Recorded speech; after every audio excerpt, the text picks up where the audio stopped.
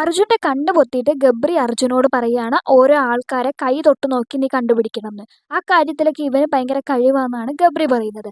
അപ്പോൾ ഈ ഒരു സമയത്ത് അവിടെ ഉണ്ടായിരുന്നത് ശ്രീതു, ശരണ്യ, അപ്സര, റസ്മിൻ, ജാസ്മിൻ, നന്ദന, അങ്ങനെ അവരെല്ലാവരും ഉണ്ടായിരുന്നു. അപ്പോൾ ഓരോരുത്തരായിട്ട് വന്ന് കൈ കാണിച്ചു കൊടുക്കുകയാണ് ടച്ച് ചെയ്തിട്ട് ആരാണെന്ന് പറയാനുള്ളത്. അപ്പോൾ ആദ്യം വന്നത് നന്ദനയായിരുന്നു. നന്ദനയുടെയൊക്കെ തൊട്ടപ്പോൾ തന്നെ അർജുൻ പറയുന്നുണ്ടായിരുന്നു ആ നന്ദനയാണെന്ന് മനസ്സിലായി.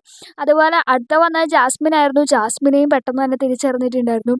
ശ്രീധുവിൻ്റെ കൈയാണെങ്കിൽ എല്ലാവരുടെയും കൈ കാണിച്ച് കഴിഞ്ഞിട്ട് അതിൻ്റെ ഇടയിൽ കൊണ്ടുവന്ന് കാണിച്ച് കൺഫ്യൂസ് ചെയ്യിക്കാൻ വേണ്ടിയിട്ടായിരുന്നു എല്ലാവരുടെയും പ്ലാന്.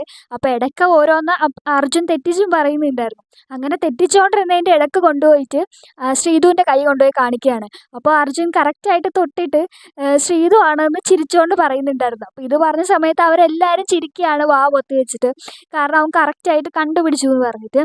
അതുപോലെ അപ്സരയുടെ കൈ തൊട്ട് നോക്കിയിട്ട് അർജുൻ പറഞ്ഞത് ഇതേതോ ഒരു ആണിൻ്റെ കൈയാണ് എന്നാണ്. അപ്പോഴേക്കും തന്നെ എല്ലാവരും ചിരിക്കാൻ തുടങ്ങിയിട്ടുണ്ടായിരുന്നു. എന്നിട്ട് കണ്ണ് പൊത്തിയിരിക്കുന്നത് മാറ്റിയിട്ട് കാണിച്ചു കൊടുത്തു. നോക്ക് നീ പറഞ്ഞ ആരാണോ നോക്ക് പറഞ്ഞിട്ട് കാണിച്ചു കൊടുത്തു. എന്നിട്ട് അവിടെ നിന്ന് എല്ലാവരും പറയുന്നുണ്ടായിരുന്നു അപ്സരയുടെ കൈ തൊട്ടിട്ട് രണ്ടാമത്തെ ആളാണ് ഇപ്പോൾ പറയുന്നത് ഒരു ആണിൻ്റെ കൈ പോലെ ഉണ്ട് എന്ന്.